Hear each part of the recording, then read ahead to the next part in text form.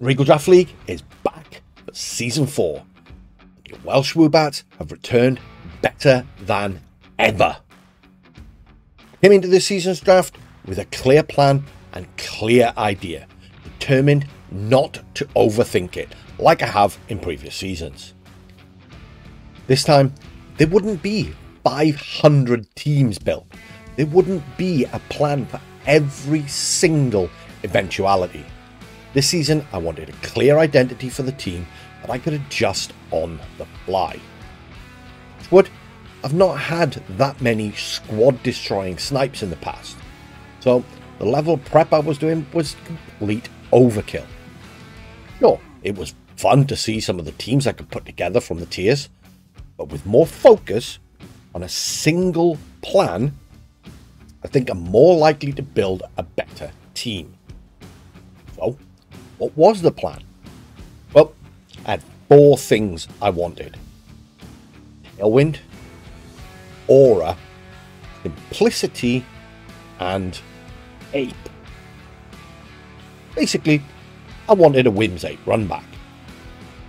But I wanted this team to be simple to play, no overcomplications, with the right tools in place to do what it needs to do and give me the best chance of winning a match, even if I'm not playing well, which is most weeks.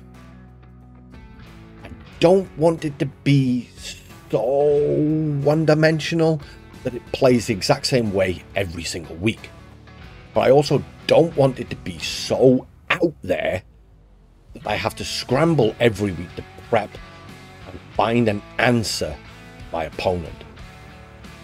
That is where Aura comes in.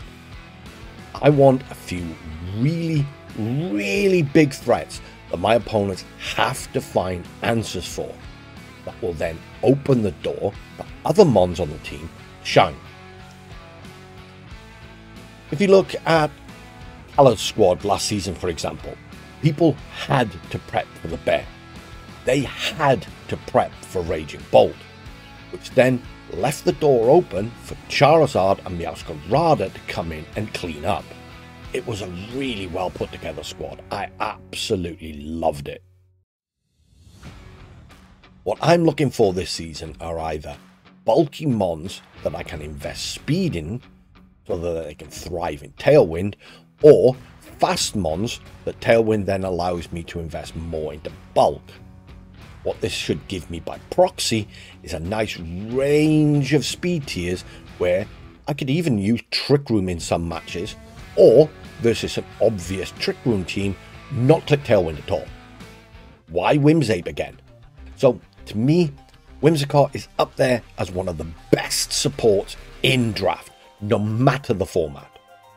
That little cotton puff has so many supportive tools, it's ridiculous.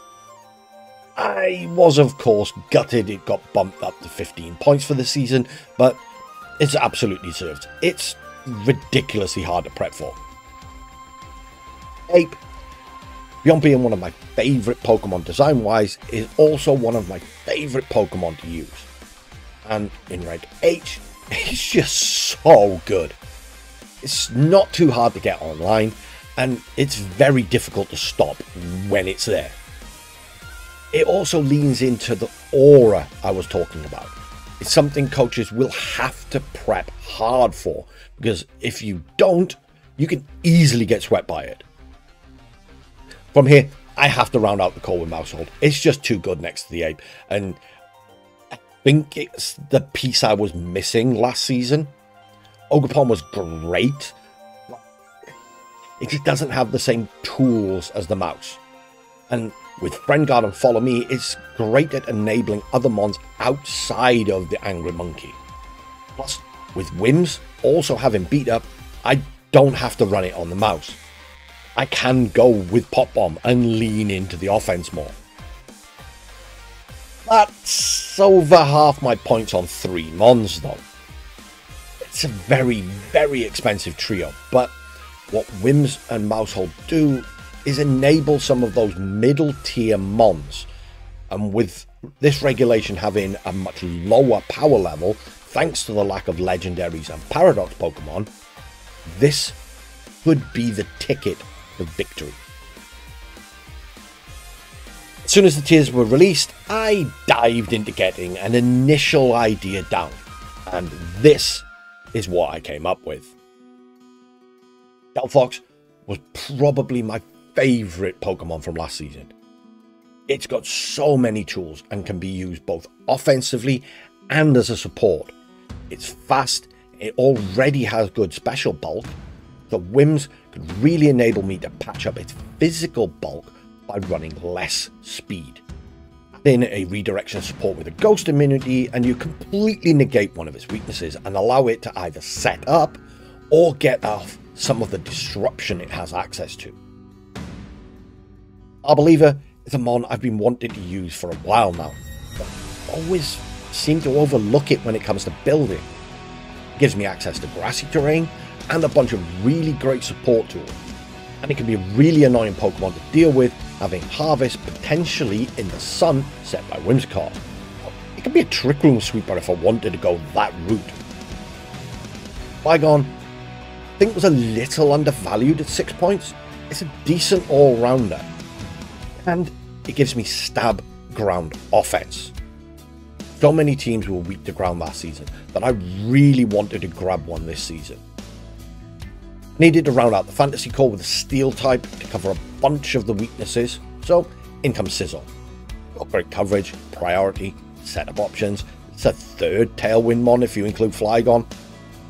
I think it's a little overpriced at 10 points, but it's a pretty good fit on this team. Vaporeon then rounds out the Firewater Grass core, gives me the bulky water type that I like. Not much to say about it. It's bulky, it's annoying, has different coverage, and some support tools I was looking for. Sure, it's a bit slower than I'd like, but that gives me access to a slow flip turn and another mon that can take advantage of Trick Room. Girafarig was an interesting discovery. He's a Trick Room setup with Inner Focus and access to Speed Up. Absolute bargain at one point. It's also got a lot of tools that Farigiraf has. It's just lacking that priority blocking ability.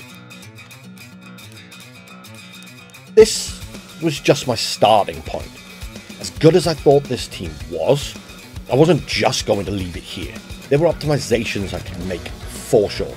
Triple flying weakness with no real resist was definitely a worry. Also needed to have a plan should I not get Whimsicott.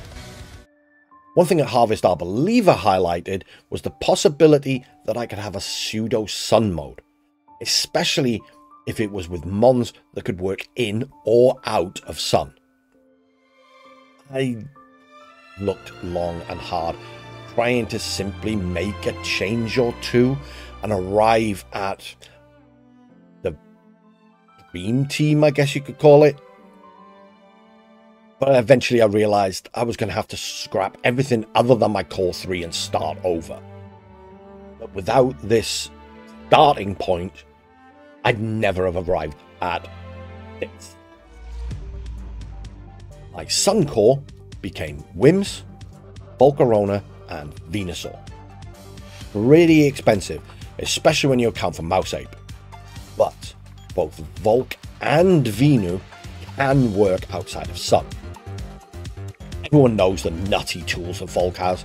I've used it before and absolutely loved it.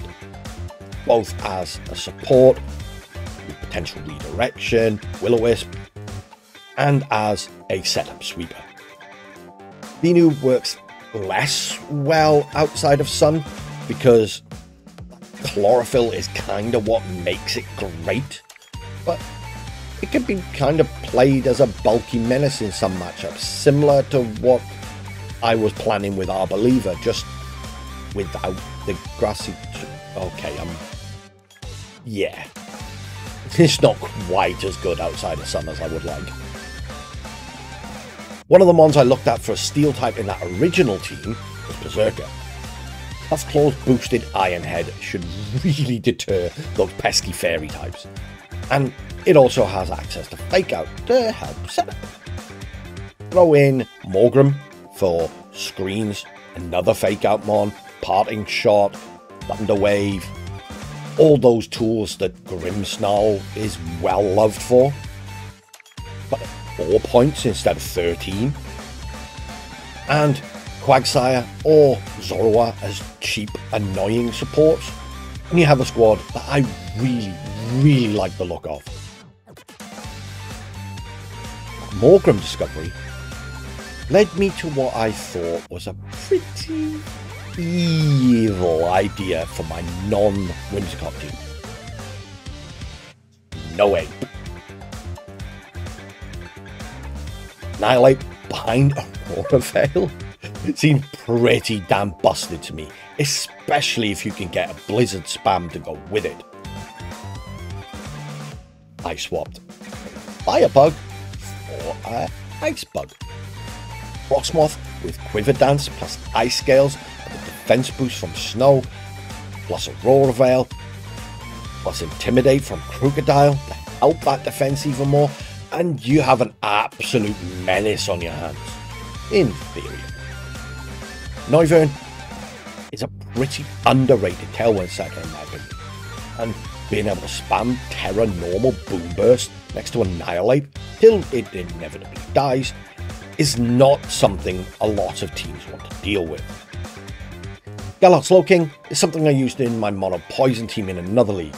It can put out a surprising amount of damage and is a very reliable Trick Room setter if I need it. I kept cooking for a while, more out of fun than anything else, and I came to the conclusion that A, screens were good. There were a few Grimmsnarl squads I put together looked absolutely insane. And B, I definitely needed a second mode so people weren't just focused on stopping the ape. But I didn't want to go over the top and have a million ideas in my head come draft day, so I marked these two as my squad ideas and deleted everything else, just keeping notes from them in case I needed any ideas. Draft day finally arrived, and the lottery pick for order was just not kind at all. I got 6th pick, slap bang in the middle.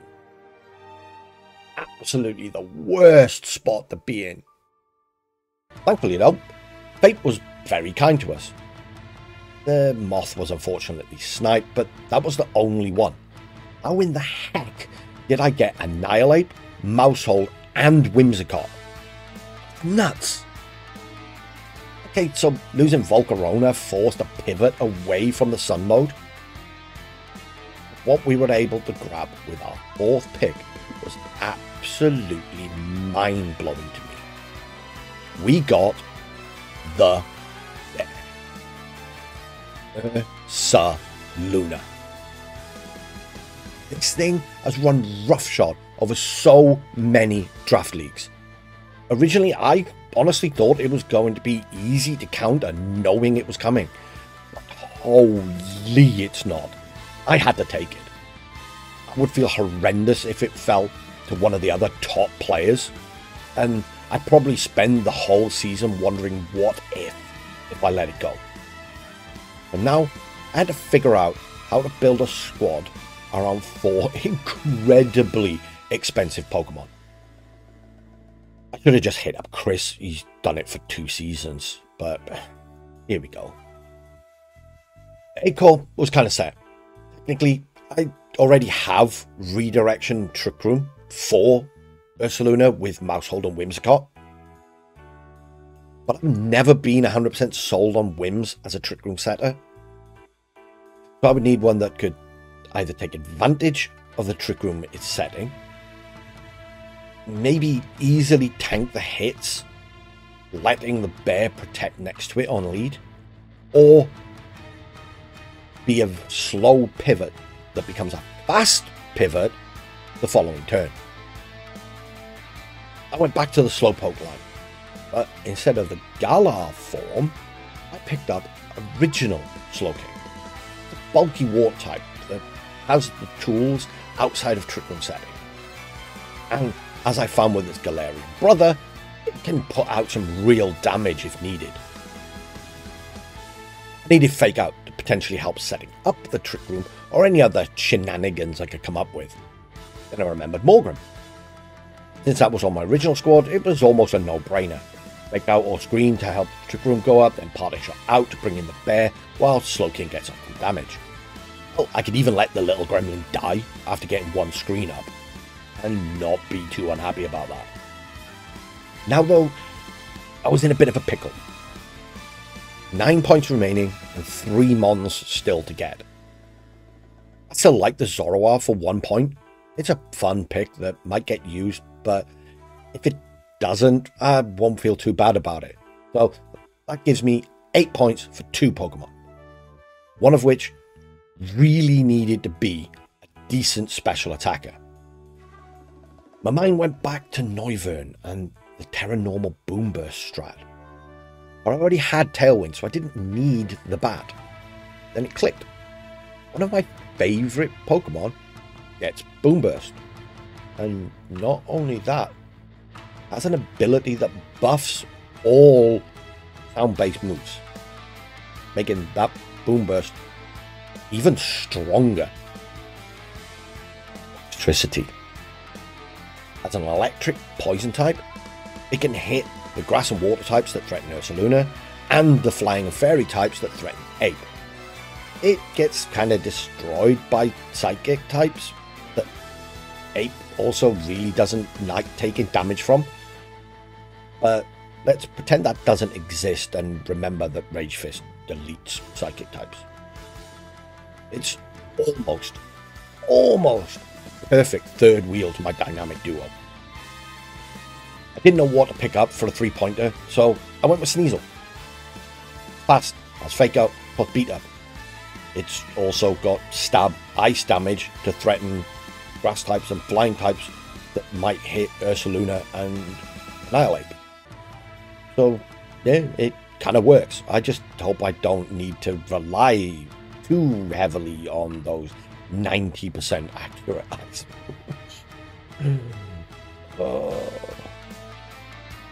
But there you have it. Welsh Woobats squad for Season 4 of the Regal Draft League.